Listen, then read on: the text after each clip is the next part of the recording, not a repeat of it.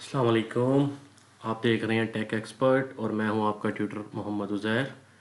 एक नई सीरीज़ का आगाज़ कर रहे हैं, Microsoft word comprehensive learning series. नए यूज़र्स जिनको माइक्रोसॉफ्ट वर्ड के बारे में कोई मालूमात नहीं है, और वो यूज़र्स जो ऑलरेडी माइक्रोसॉफ्ट वर्ड में काम कर रहे हैं लेकिन अपनी स्किल को इम्प्रूव करना चाहते हैं, दोनों के लिए ये बेहद मुफीद होगी। मैं अपना तारुफ़ करा देता हूँ। मेरा नाम मोहम्मद उज़ैर है। पेशे के एतबार से मैं ओरेकल डेवलपर हूँ, और इसके अलावा मेरे पास एडिशनल स्किल्स में HTML, CSS, JavaScript, Microsoft Office, Microsoft Access और माइक्रोसॉफ्ट SQL डेटाबेस जैसी टेक्नोलॉजीज़ जो हैं ऑन बोर्ड हैं। 16 साल का मेरा तजर्बा है इंफॉर्मेशन टेक्नोलॉजी की फ़ील्ड में। कोर्स आउटलाइन की बात कर लेते हैं। कोर्स आउटलाइन में इंट्रोडक्शन ऑफ माइक्रोसॉफ्ट वर्ड तारुफ करवाया जाएगा कि माइक्रोसॉफ्ट वर्ड है क्या, हिस्ट्री ऑफ माइक्रोसॉफ्ट वर्ड का तारीख़ी पस मंज़र क्या है, कब इसका आगाज़ हुआ, क्यों हुआ, किसने इसको ईजाद किया, ओनर कौन है इसका, उसके बारे में बताया जाएगा। Other applications like Microsoft word में जैसी दूसरी एप्लीकेशंस कौन सी हैं जो रियल वर्ल्ड में मौजूद हैं। अगर आप माइक्रोसॉफ्ट वर्ड में काम नहीं करना चाहते तो दूसरी एप्लीकेशन जो है वो आप सेलेक्ट कर सकते हैं, लेकिन उसके बारे में आपको ये पता होना चाहिए कि उस एप्लीकेशन का नाम क्या है। तो इसमें हम उसी के बारे में बात करेंगे। Different versions of Microsoft Word time to time. ज़ाहिर है जब भी कोई चीज़ ईजाद होती है तो उसको लोग इस्तेमाल करते हैं, इस्तेमाल करने के बाद अपनी राय देते हैं, और फिर जिस कंपनी ने उसको ईजाद किया होता है वो लोगों की राय को इकट्ठा करके एक फ़ैसला करके उसमें अपनी जो प्रोडक्ट है उसको वो मज़ीद बेहतर बनाने के लिए तब्दीलियाँ करते हैं। तो ईजाद के बाद जितनी भी तब्दीलियाँ होती हैं उनको वर्जनिंग कहा जाता है। तो इसमें हम देखेंगे कि माइक्रोसॉफ्ट वर्ड के अंदर वक्त के साथ साथ क्या तब्दीलियाँ आई, कौन कौन से वर्जन्स आए।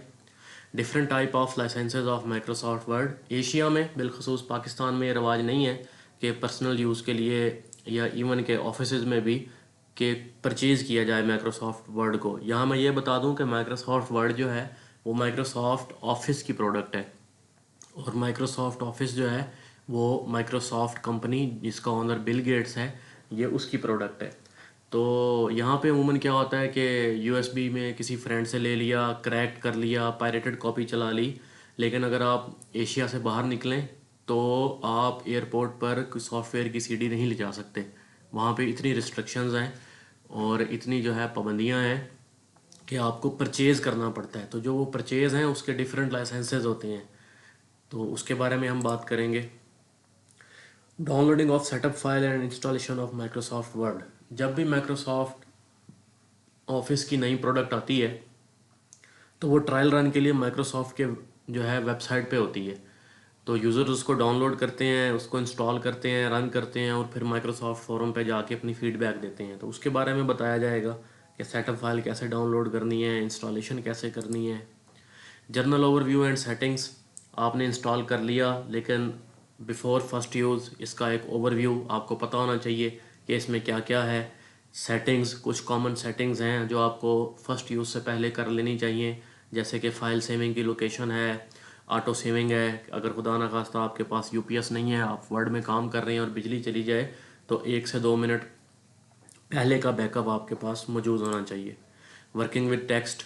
आपने आर्टिकल लिखना है, रिपोर्ट लिखनी है, आपने अपनी जो है असाइनमेंट बनानी है, कैसे बनानी है, टेक्स्ट का क्या फंक्शन है उसके अंदर, टेक्स्ट को हैंडल कैसे करना है। फिर उसके अंदर बहुत सारी चीज़ें हैं, उसमें फ़ॉन्ट साइज़ है, फ़ॉन्ट स्टाइल है, फ़ॉन्ट कलर है, बैकग्राउंड कलर है, इन सारी चीज़ों को देखेंगे।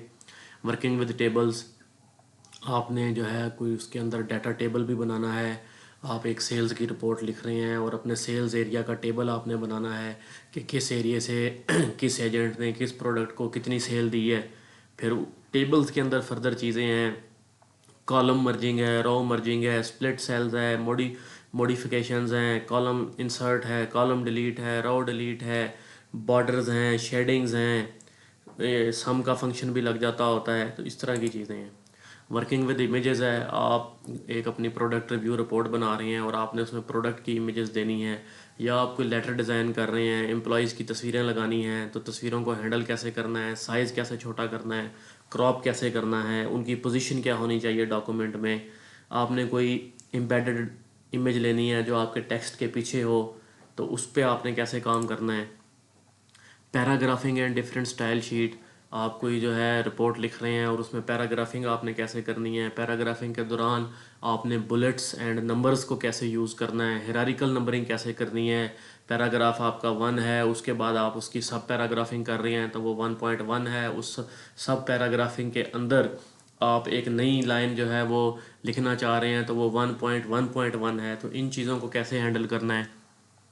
पैराग्राफिंग के अपने जो डिफरेंट स्टाइल हैं माइक्रोसॉफ्ट वर्ड के अंदर, स्टैंडर्ड स्टाइल्स जो हैं उनको कैसे यूज़ करना है उसके बारे में हम देखेंगे। Page layouts and printing, layout से मुराद होता है कि पेज की बज़ाहिरी शक्ल, तो आप प्राइवेट ऑर्गेनाइजेशन में या स्कूल कॉलेजेस में देखें तो अमूमन जो है वो A4 या लेटर साइज़ का पेज यूज़ होता है, लेकिन अगर आप गवर्नमेंट इंस्टीट्यूशंस में बिलखसूस कोर्ट्स जिनको हम अदालत भी कहते हैं वहाँ चले जाएं तो आपको मोस्टली लीगल साइज़ मिलेगा। तो इसी हवाले से है कि आपने स्टैंडर्ड पेज साइज़ को कैसे यूज़ करना है, अपनी मर्ज़ी का कस्टम पेज साइज़ कैसे डिज़ाइन करना है, मार्जिनस क्या रखने हैं, टॉप लेफ़्ट बॉटम राइट। उसके अलावा आपने जब प्रिंटिंग करनी है तो आपने पूरे डॉक्यूमेंट को प्रिंट करते हुए किस बात का ख्याल रखना है, हेडर फुटर कैसे अप्लाई करने हैं, कस्टम प्रिंटिंग कैसे करनी है स्पेसिफिक पेजेस की। मिसाल के तौर पे आपके पास 50 पेजेस का डॉक्यूमेंट है और आप कहते हैं कि पहले 10 पेज प्रिंट हो, फिर 5 पेज जो हैं 11 से 15 वो प्रिंट ना हो और उसके बाद सारा प्रिंट हो, और ये आपने ऑल एट वंस कमांड देनी है बजाय इसके कि आप बार बार कमांड दें। तो इस चीज़ को हम देखेंगे। Mail merge to print automated labels and letters, ये जो है वो आप देखें, अगर आप मैं स्पेसिफिकली बात कर रहा हूँ स्कूल कॉलेजेस की, कि आपने जो है वो रिज़ल्ट कार्ड प्रिपेयर करने हैं, तो अमूमन क्या होता है कि वर्ड के अंदर, ये उन यूज़र्स के लिए मैं बात कर रहा हूँ जो ऑलरेडी वर्ड पे काम कर रहे हैं, कि वर्ड के अंदर आपने एक रिज़ल्ट कार्ड का फॉर्मेट जो है वो टेम्पलेट डिज़ाइन की टेबल्स को यूज़ करके। तो अब अगर आपके पास टोटल 100 स्टूडेंट्स हैं तो या तो कुछ लोगों की प्रैक्टिस है कि वो 100 फाइलें बना लेते हैं, हर स्टूडेंट की अलग फ़ाइल।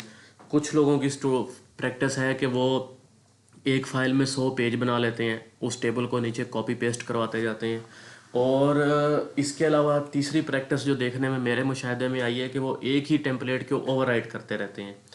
तो ये एक हेक्टिक वर्क है ओवरराइट वाली भी। आपने जो है 11 स्टूडेंट्स का रिजल्ट कार्ड बना लिया, 12वें का बना रहे हैं तो 7वें स्टूडेंट का पता लगा गलत था, तो आप सारा डाटा दोबारा लिखेंगे। तो इस चीज़ को ऑटोमेट कैसे करना है कि आप अपने एक्सेल की फ़ाइल में या माइक्रोसॉफ्ट एक्सेस की डाटाबेस में आपने जो है वो रिज़ल्ट इंटर किया हुआ है, आप वहाँ से जस्ट कनेक्ट करा दें तो आपके वो मेल मर्ज के ज़रिए जो है वो डाटा ऑटो पे पॉपुलेट होता रहेगा। आप जस्ट रिकॉर्ड नेक्स्ट या प्रीवियस रिकॉर्ड पे क्लिक करेंगे और स्टूडेंट का रिकॉर्ड आ जाएगा। लास्ट ऑप्शन है रिव्यूइंग द डॉक्यूमेंट, इसके अंदर वर्जनिंग भी होती है। आपने एक डॉक्यूमेंट क्रिएट किया एक पेज का, सपोज कि वो इंसिडेंट रिपोर्ट थी, वो आपने अपने सुपरवाइज़र को भेज दी। अब जाहिर है कि आपका सुपरवाइज़र आपसे सीनियर है, उस इंसिडेंट को आपने अपने नुक्ता नज़र से देखा है, लेकिन आपके लिखे हुए को आपका सीनियर एक अपने नुक्ता नज़र से देख रहा है। तो अब उसने भी आपके डॉक्यूमेंट में चेंजेस किए हैं, तो आप ये चाहते हैं कि जो मैंने भेजी वो भी उस डॉक्यूमेंट का पार्ट रहे, और जो मेरे सीनियर चेंजेस कर रहे हैं वो भी उस डॉक्यूमेंट का पार्ट ही रहे, और अगर कोई तीसरी जगह पे जाके चेंजेस होती है तो वो भी उस डॉक्यूमेंट में ट्रैक हो। फिर बाद में एक म्यूचुअल कंसेंट से किसी मीटिंग में कमेटी में बैठ के रिव्यू कर लिया जाए कि हाँ भी ये बात जो है ना काबिल कबूल है और इस लफ्ज़ को या इस लाइन को कबूल नहीं करना, तो वो फिर आप उसको एक्सेप्ट करवा देते हैं और वर्जनिंग क्रिएट कर देते हैं कि पहले वर्जन में ये था, दूसरे में ये हुआ, तीसरे में ये हुआ, फाइनल में ये हुआ। तो ये बहुत इंपॉर्टेंट चीज़ें हैं। आप मेरे साथ जुड़े रहें, हिंदी में कहते हैं जुड़े रहें, stay tuned with tech expert. तो इंशाल्लाह 21 नवंबर सैटरडे को पहला लेक्चर अपलोड होगा। आप बेल आइकॉन को प्रेस कर लें, चैनल सब्सक्राइब कर चुके होंगे मुझे उम्मीद है। इंशाल्लाह मुलाकात होती है आपसे अब सैटरडे को, तब तक के लिए अल्लाह हाफिज़।